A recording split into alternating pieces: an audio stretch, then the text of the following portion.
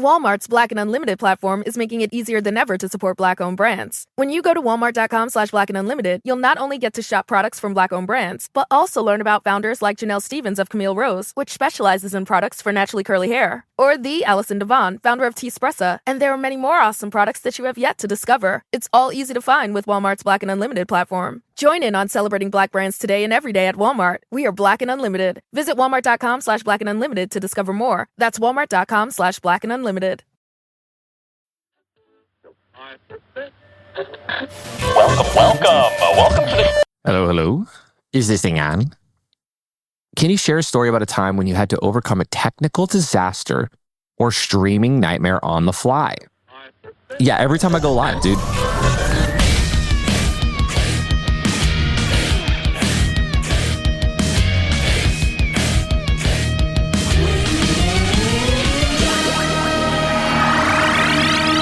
Good morning, I'm going to say this every single morning episode because I'm 100% stealing this from Tim the Tatman, but I love it. Good morning, good afternoon, good evening, everyone, wherever you're listening, whenever you're listening.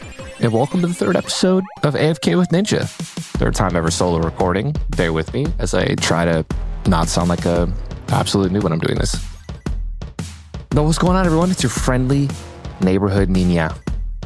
Welcome back to the solo episode. Today we're diving into the perks of being a pro streamer.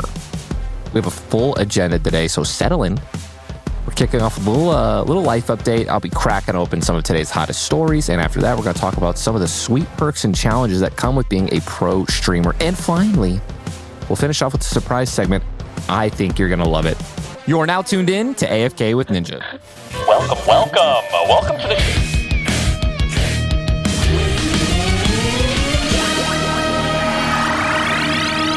the... Let's hop right into it, man. Let's just talk about, how's my health? How's the little life update, little health update? How's the health? How's the fam? What's been on my mind? My health lately has been incredible. I've been stretching every day for like 30 minutes to try to get my flexibility back. To try to like really get my flexibility back. I'm talking like, I'm on the ground. I can touch my heels, right? Let's just talk about the fam too. Family's been incredible. My dad's been a lot more mobile lately after his back surgery, which is incredible. My mother's a saint. The dogs are doing good. My brother Chris, my middle brother, for those of you who don't know, he's a teacher. He had his first child, Camden. Absolutely beautiful boy.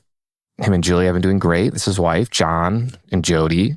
They have 3 kids. They're doing great. Everyone's doing great. Fam's doing great. I'm doing great. Golfing, streaming, gaming. Very busy end of the year. Very busy. Lots of traveling that's going to be going on. I'm sure I'll be talking about that. Very happy with this podcast. Thank you for all who are taking the time to listen because I really actually enjoy this a lot. Waking up, filming these solo episodes in the morning over a nice cup of coffees, just sharing the things that are on my mind. It's almost like a little form of meditation too, to be honest. A little self-reflecting. Oh my God. Andre put something. Tyler Bowens, how often do you think about the Roman Empire? This meme, dude, not very often. A couple times, I've thought about it, but only when it was like relevant. It's not something that crosses my mind. But I'm all in on the meme. I'm all for it. It's been pretty funny on my TikTok. So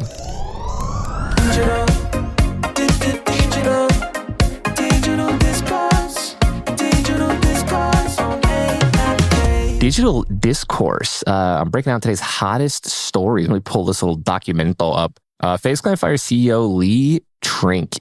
And the struggle of esports lately.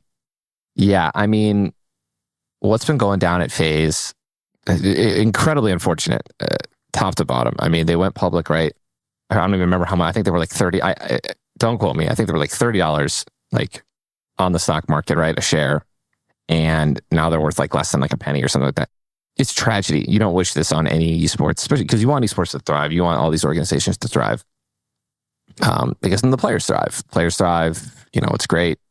I think Evil Geniuses also just won one of their most like majors or one of their like a world's tournament, just a huge tournament for EG. And then I think they let people go.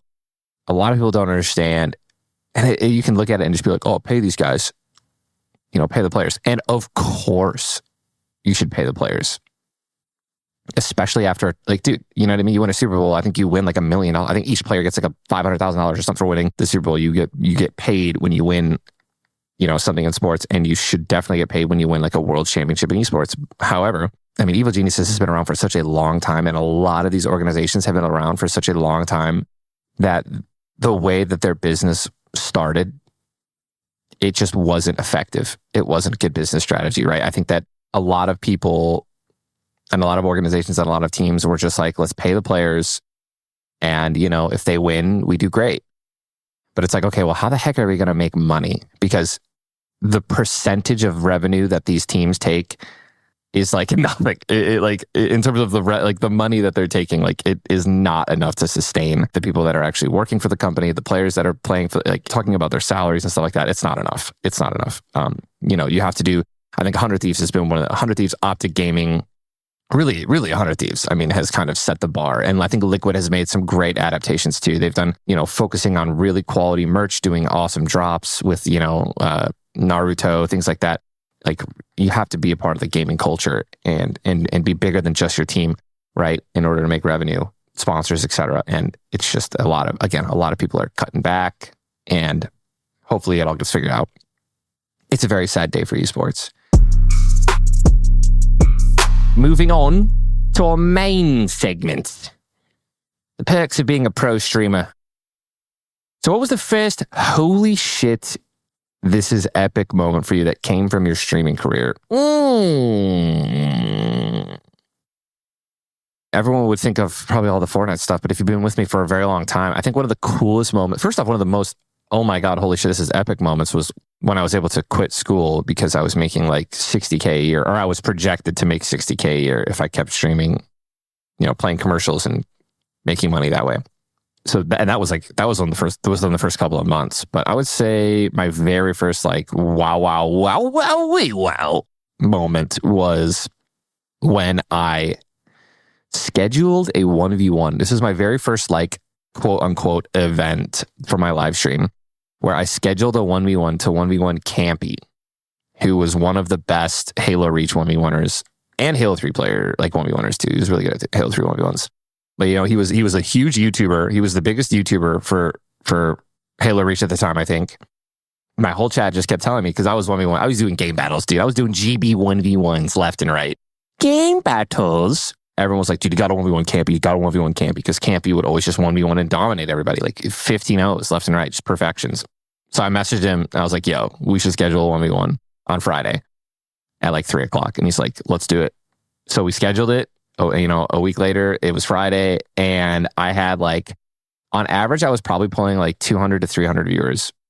And when I was doing 1v1s, I could probably get to literally, if I had a really good opponent, I could get to 500, maybe 1,000. And when I 1v1 Campy, this is on Justin TV, and this is again, my highest viewership was 800 viewers or something like that. When I 1v1 Campy, I pulled 2,500 viewers on Justin TV, which was absolutely mind-boggling for me at the time. I was like, dude, this is fucking insane. It was best of 3, and of course, I did what I do best, and I took a big doo-doo on them. The games were good.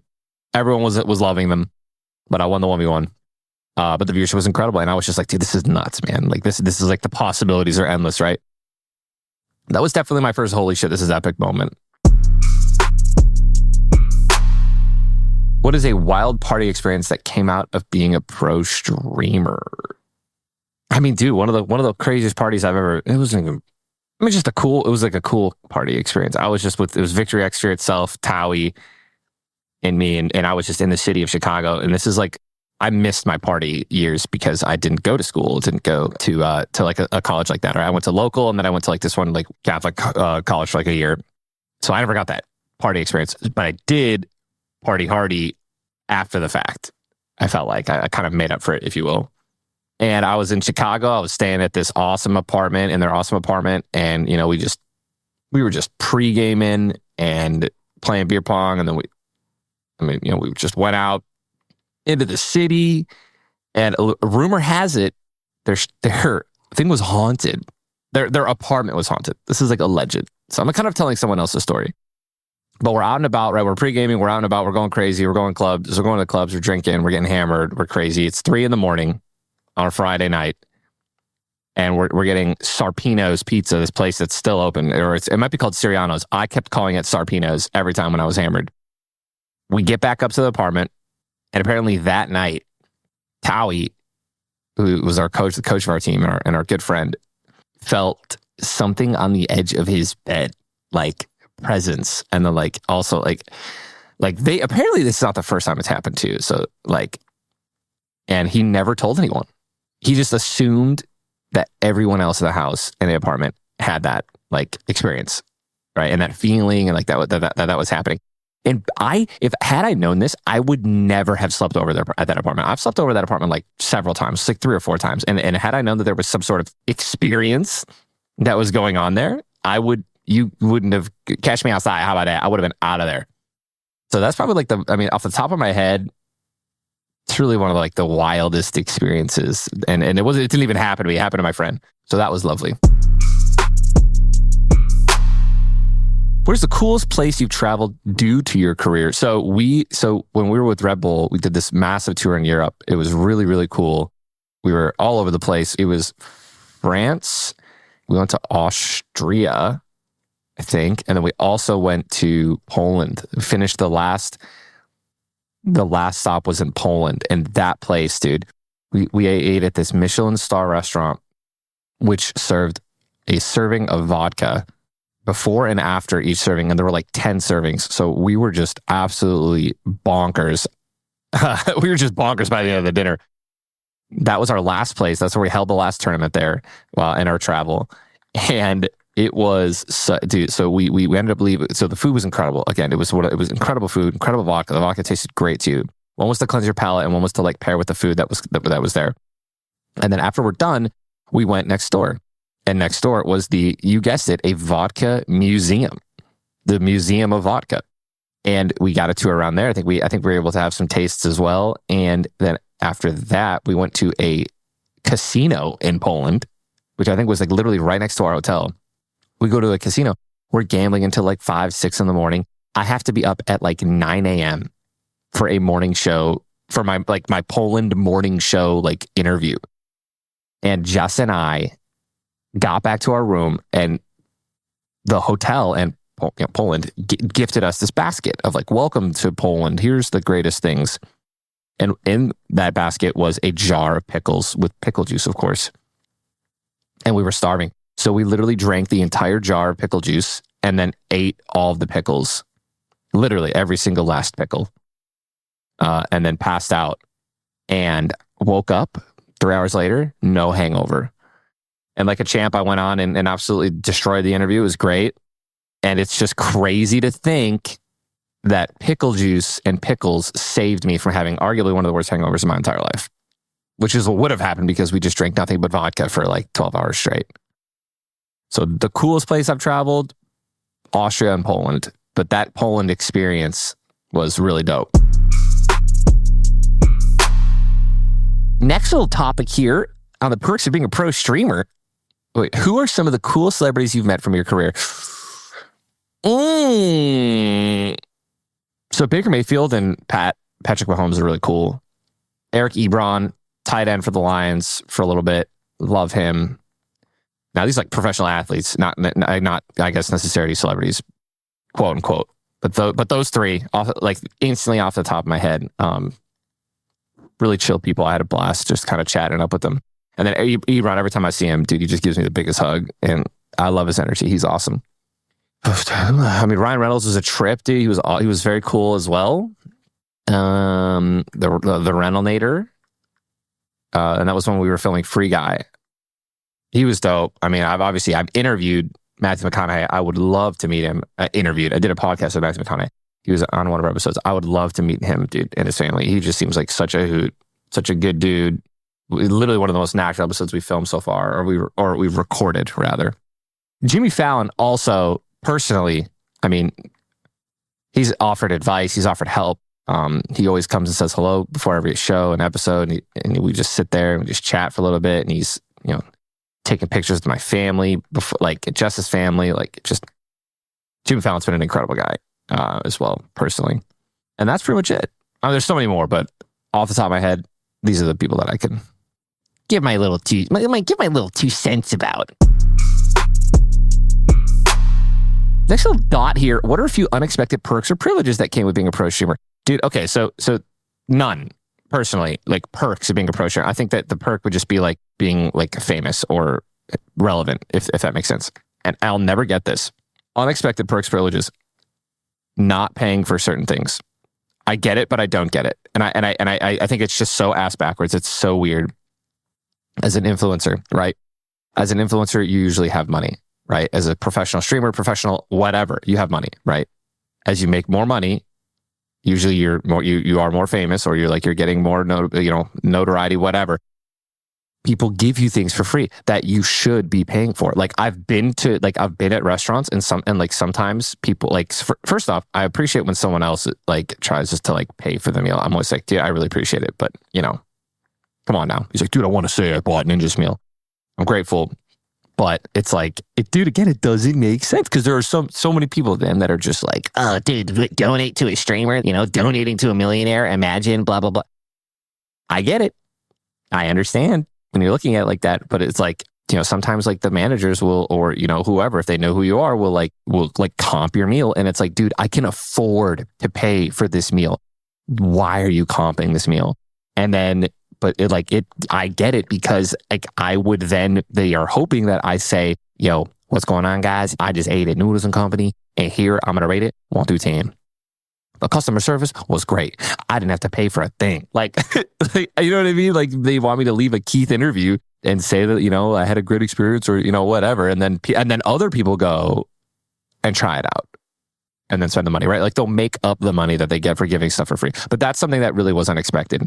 Definitely an unexpected perk or privilege that came with being a pro streamer, if you will. We're going AFK with Ninja. What's he gonna say?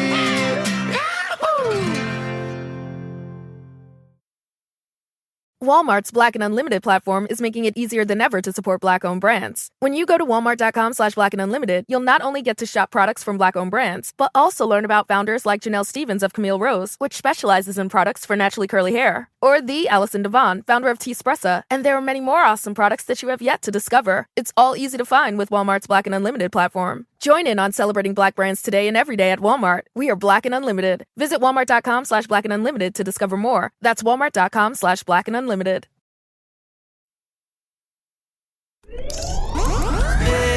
AFK with Ninja. Share an instance when being a streamer opened doors to exclusive or exciting opportunities. I mean, I think those things are still happening. I think companies are starting to realize the power of streamers, right? And the fact that if you have a very big streamer who has a really close relationship with their audience, that can be really, really beneficial for, obviously for the company that's, looking to sponsor you. Not a lot of people, not everyone who is a streamer has like a diehard fan base that will support and do everything that person does, but some do. I think that those opportunities are still opening up.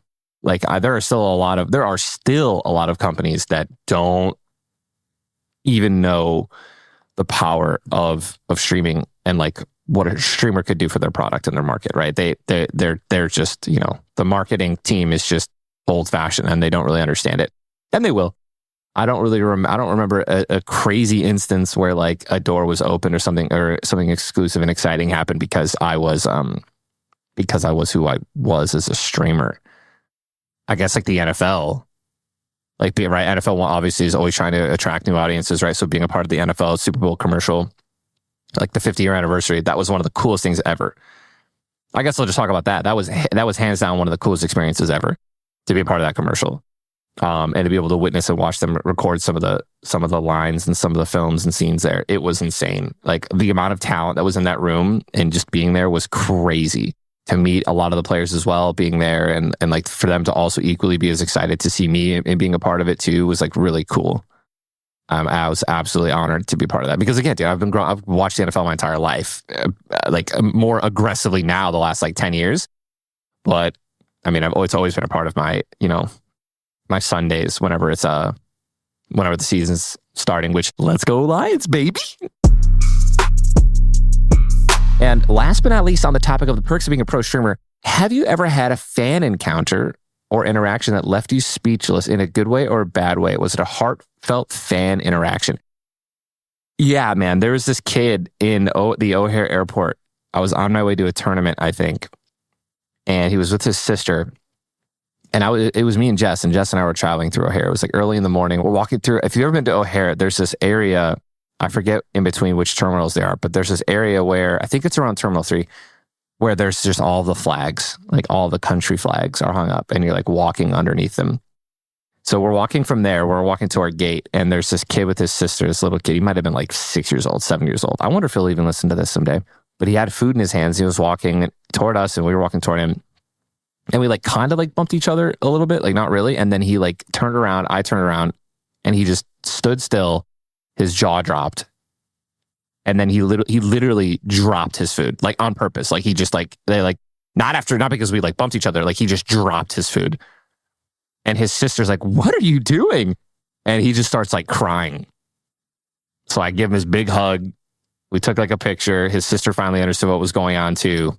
And, we were kind of late for our flight. So like that, I didn't have time to like sit there and talk with him for a long time or even a little bit, but it was enough to hopefully make his day. But that's like the number one fan experience that I'll never forget. Just the excitement on that kid's face. And it was like the first time someone's ever actually like happy cried when they met me, which is not something that I look for, but it happened and it was really cool. Chapter 4, we're talking about the challenges of being a professional streamer. Let's get into some of the challenges of being a pro streamer. Oh, here we go. I can't wait to be ripped apart for these. Streaming video games is not hard. Can you share a story about a time when you had to overcome a technical disaster or streaming nightmare on the fly? Yeah, every time I go live, dude, like this, there's like such a helpless, and you would only know this, I feel like this feeling, if you're a streamer, the helpless feeling of last night you streamed, everything was perfect. Audio, microphone levels, everything perfect, flawless. You don't even turn your PC off. You go to bed, you wake up, you schedule your stream for the next day, you go live, and all of a sudden the whole chat, mic muted, what's wrong? I can't, audio lagging, like dropping frames, game's laggy. And you're just sitting there like, how in the actual fuck is this even possible? I did not touch a single thing. And that feeling of just like, dude, you you want to talk about an overwhelming amount of emotions, right? Like you're like, okay, you're going through the checklist of what you need to do to fix it. You're unmuting your mic, muting your mic, turning. Have you tried turning it off and on again? The classics. And then after that, now you're desperate. You're looking for the chat's help. Your chat's just spamming a billion different things that it could be. Check this, try this, do this, uninstall this, do this, refresh this. Oh, they came out with new drivers, do this. And nothing's working. And then you're just in a terrible situation. Do I end the stream, right? Which is another thing too, as a streamer. Streamers usually are notorious for feeling bad because they are letting down their audience by not being live. And like, yes, we are letting down our audience if we don't go live when we said we would be, right? Or when we're expected to be.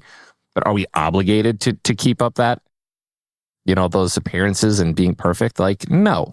It's like that classic, oh, chat, I don't feel well. Like tweeting out like, oh, I don't feel well, guys. I'm not going to stream today. I'm sorry. We shouldn't have to feel sorry because we don't feel well. We should be focusing on our mental health and like our physical health, right? And we shouldn't have to apologize for not being live. However, it really does feel like that though. Like I've felt like that too. Like I still do. I'm like, dude, I feel bad that I didn't go live today because I know that there are a lot of people who are excited for me to go live today. Because to me, it's still not like a job. I love to do it. As time goes on the outside looking in, you can tell other streamers, dude, don't feel bad for taking a day off. It's going to be fine. Like, focus on you. But it's like, it's not, to that streamer, it's not like a job sometimes, right? They really, truly do feel bad because they did want to stream still and they did, and they are letting down their audience and they're sad about it. I think that's why it's different than a lot of other jobs, clearly, or a lot of other professions. I guess if I had to make an analogy, it would be like canceling a concert if you were an artist. It's like, listen, I lost my voice. I can't sing, right? But so many people bought tickets and were expected to go to the show. And I guess the only ones who would really be sad are the artists that actually feel bad for letting down their audience, and not the ones that are just doing it because they have to. So I guess that's actually a pretty good analogy. I'm proud that I just made that. What's the most valuable, trying to get a little bit happier here. What's the most valuable lesson you've learned from a challenge or setback in your streaming career? Never give up, never back down. Never give up, never what? Never what? Definitely that, though. Nick A30, never give up, never back down. Or never back down, never give up. Sorry. There's always time, dude. There's so much time in the day. So my biggest setback of my streaming career was my eye. I was done competing in Halo at the time. Halo 4 was off the circuit, the MLG Pro circuit. I started to stream Destiny. I was pulling thousands of viewers, and this is when I didn't pull thousands of viewers. So 1,000 viewers to me was unbelievably incredible. I was playing Destiny, the alpha, and I was making videos and montages, and they were doing really, really well. I was pulling a lot of viewers. When the beta came out, I had 2,000 to 3,000 viewers the entire time. I think I peaked at 4,000 viewers in the PvP for Destiny. My streaming career was just massive. It was taking off. It was exploding. I was so excited. And then the day, literally, I find out that I have a detached retina in my right eye, and I need to get surgery immediately. Otherwise, I risk going blind. This retina was hanging on. It was gone. It was off. It was just floating, and I had to get it attached immediately through what is called a vitrectomy, not to be confused with a vasectomy. And I had the surgery, scheduled it immediately, and the surgery was on the day of the Destiny launch, literally the day of the release.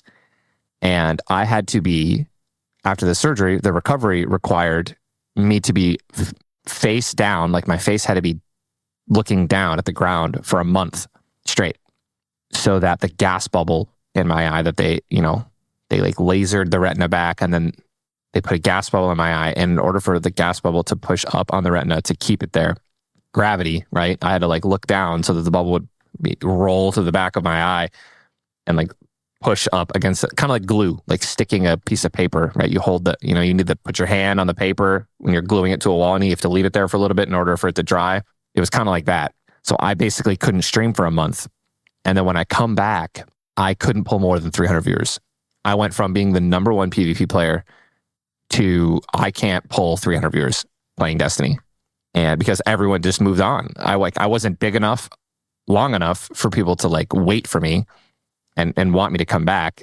When I came back, I was streaming for I was streaming for hours, 8 hours a day. I was grinding PvP. I was grinding the game out. And no matter what, I couldn't pass up Gathalion and Broman and Professor Broman and all those guys. They just, the community just found other streamers while I was gone. And it was terrible. I couldn't get viewers. I was terrible. I had no subs. I was making no money. And I made a promise to Jess and my mom at the time, a while ago, years ago, that if I ever, quote unquote, fell off, or I guess you can say, or I stopped making good money, that I would go back to school. So I literally started taking college classes again and streaming full time still. So I was taking classes for 6 months while trying to figure out my streaming career again. So I had no time to do anything else. So literally all day I would stream for 8 hours, go to my classes, come back home and stream again. I wasn't even really hanging out with Jess that much.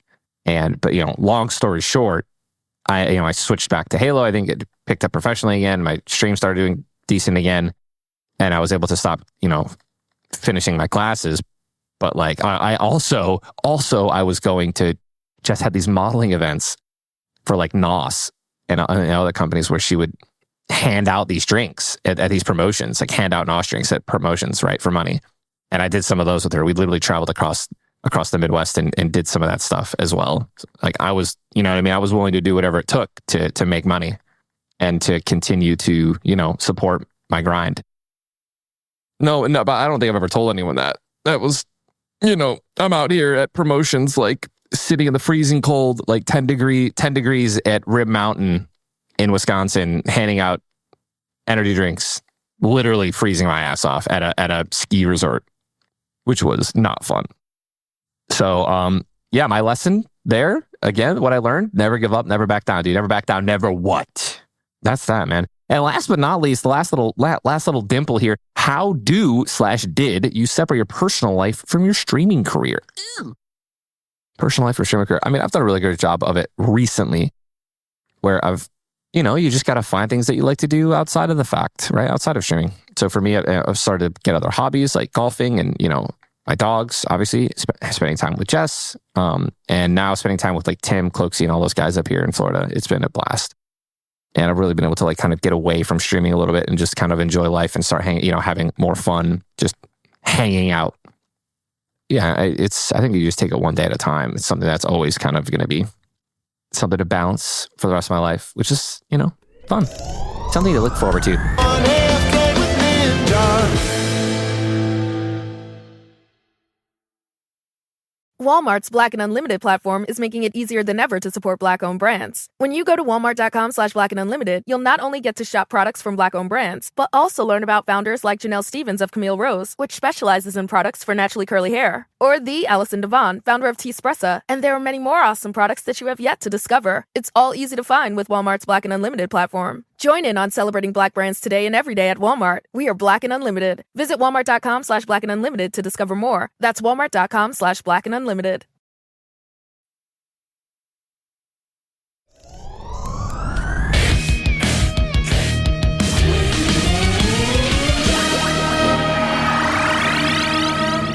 Chapter 5, we're going to close this little solo ep out. We're wrapping up the show with our surprise segment, the Review Corner. You've all been sending in so many great reviews, questions, and comments. I'm going to read out some now and respond to some of the questions.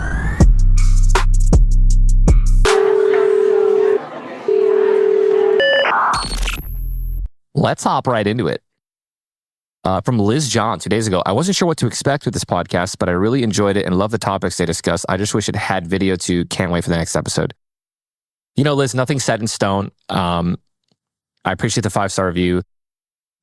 For now, it is just going to be audio. I appreciate that you want the video. The idea behind this was I'm on camera my entire career. I would like something, I kind of want it off a little bit. And I like it a lot.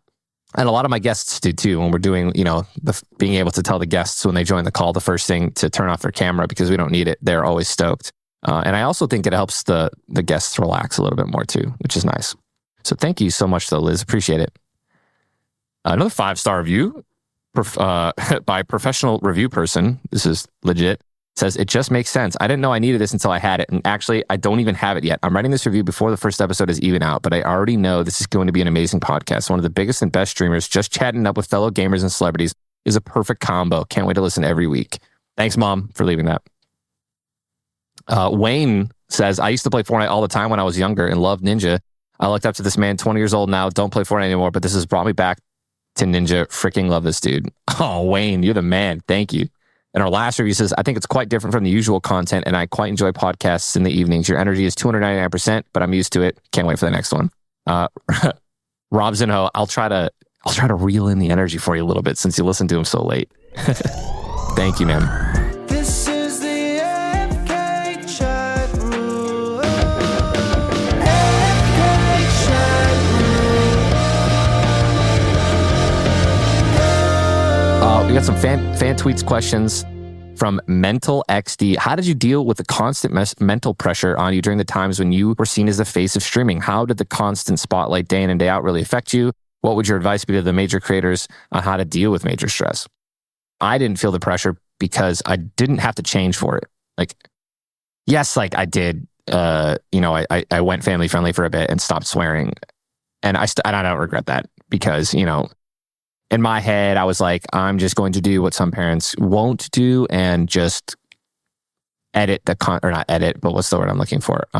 Censor the bad content for them so that they because not every parent watches what their kid watches. And then now I'm back at my original kind of setup where it's like, well, the parents should be paying attention. If they're not, that's not my fault. Other than changing that, I didn't have to change who I was. I didn't have to change anything about me. So, the pressure of me and Jess just kept telling me was just keep being yourself, right? Don't change.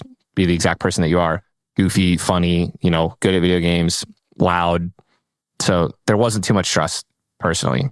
My advice to other creators on how to deal with major stress, I think is, you can't change what other people think about you. Be yourself unapologetically, and, you won't have anything to worry about. Our next question comes from Bearded Blevins. Why am I so good at video games? And that was followed up with I Am Zombie. Why do you have to punch Tyler in the arm to win Capture the Flag in Halo? John, I love you, brother. I'm not even gonna touch this with a 10-foot pole, man. Hey, you keep doing you, John. All right. I appreciate the comment. We got another one from Monopin LOL says, what was the leap you took to become a full-time streamer? I'm really into it and have been for years, ready to take it to the next level. I want to know what you did to become the best. I mean, dude, I was already making enough money to like not work another job and to go to college. I was making like $50,000 to $60,000 like a year. I was projected to make that when I very first started streaming, and when I was like 19 or something like that, 20 years old.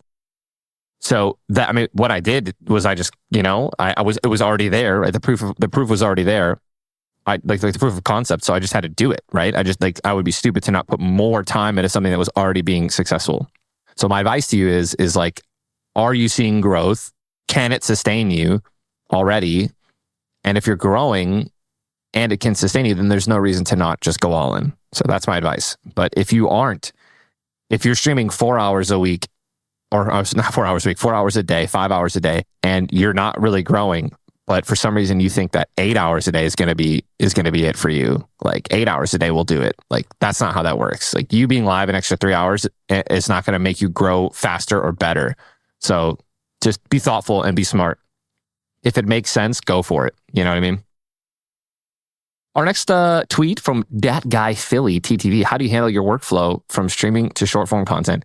So I have a huge team that does the short form content that, mainly Andre and Grumbe, who are the ones who are really focusing on posting and figuring out the clips during the live streams. And then, I'm involved sometimes whenever I think I hit a good clip. I have a little button on my stream deck that I can hit, which makes it a lot easier for the content to get out there, right? It's just boom, the clip's there, you just post it.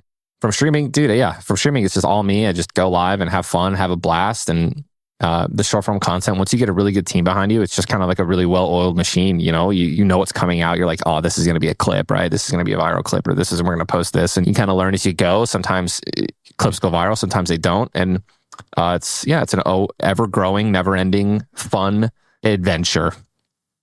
Tim But Buff says, what are your 5 hopes for the next season chapter? Dude, I'm already having a blast this season. I think it's one of the best chapters and seasons they've ever had. I mean, I'm hoping for another cool piece of, mobility maybe. Maybe bring back something of the old map. Like I miss Retail Row and Tilted. So something like that, maybe some Salty Springs. Give me the infantry rifle back. And that's off the top of my head. And then a cool new vehicle. I don't know. Those are my things I'm looking for. How long do you plan on continuing streaming /YouTube? And what, if any, do you plan afterwards? So that's up in the air. I have no idea how long I plan on doing it and continue to plan on doing it personally. But I will say that you're listening to the plan afterwards. Continuing to invest in companies as well, and do content like this kind of behind the scenes, right? I love this podcast stuff so far. It's an absolute blast, and if it continues to succeed, I could see this being something I do for the next 10 years, maybe more. If there was, that was from Aware FV. This is from Seth Star 16T. Says, if there was FNCS 0 build, would you compete? I might, legitimately. I would contemplate it if I could get like a squad, but unfortunately there is not. So this is from Merrick 95454811. What is the name of the ninja community? They're called the Ninjas, dude. Shiny Diamond Ma says, if you had ever quit content creating early on, where do you think you would be now? I'd still be doing this. I think I'd still be doing it, dude. But if I quit it, Jesus. I don't know. I always thought to be a teacher, but I don't have the patience. This is from Flat Capjack. Says, will you ever have kids? Jess and I have been talking. Wally Exotic, last one, guys. Last question. Says, first thought in your head when no one did the Fortnite movement in New York City. Oh my God. My first thought was, I'm not seeing enough movement. And then I was like, oh my God, my worst possible nightmare is happening. Because the lady who planned all that said that everyone would do it. And no one did. And that still to this day, I've owned it a lot, but that is one of the worst. That is like one of the worst things that's ever happened to me. So thank you guys so much for all your questions. I really appreciate it. Submitting it in the reviews as well. You're all incredible. That'll do it for today's solo episode. And remember, you guys can leave a rating and a review on Apple Podcast or Spotify if you're looking at the episode within the app. Drop a question or comment in there. of what you want to hear about on the next show. It's fun building this show with you all. It's been an absolute incredible journey so far, and we're literally just getting started. We're at the tippity top, and we're not even halfway up. We have a ton of great guests coming your way. I'll see you on the other side. Peace. In the realm of dreams, Ninja mounts a dragon. They soar and count their blessings to get to the recording session. Oh, Ninja's on his dragon, flying in the sky. Together they will explore as time flies by.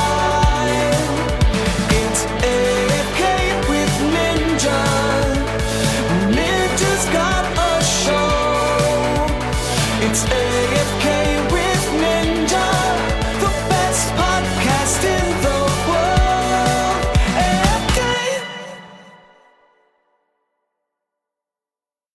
Walmart's Black and Unlimited platform is making it easier than ever to support Black-owned brands. When you go to walmart.com/Black and Unlimited, you'll not only get to shop products from Black-owned brands, but also learn about founders like Janelle Stevens of Camille Rose, which specializes in products for naturally curly hair, or the Allison Devon, founder of Teespressa, and there are many more awesome products that you have yet to discover. It's all easy to find with Walmart's Black and Unlimited platform. Join in on celebrating Black brands today and every day at Walmart. We are Black and Unlimited. Visit walmart.com/Black and Unlimited to discover more. That's walmart.com/Black and Unlimited.